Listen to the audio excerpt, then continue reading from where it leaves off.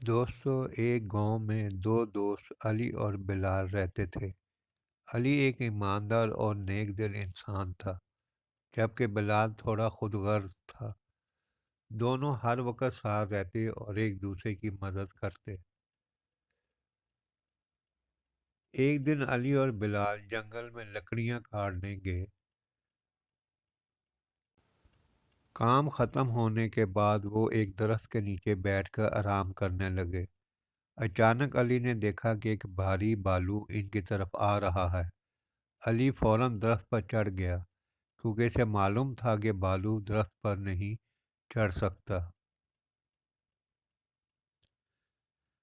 بلال کو درخت پر چڑھنا نہیں آتا تھا، اس لیے وہ ڈر کے مارے زمین پر لیٹ گیا اور سانس روک لی۔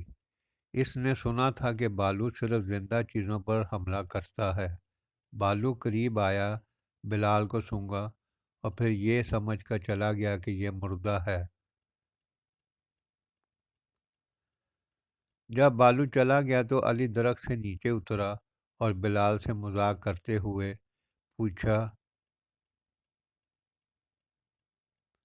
بالو تمہارے کان میں کیا کہہ رہا تھا؟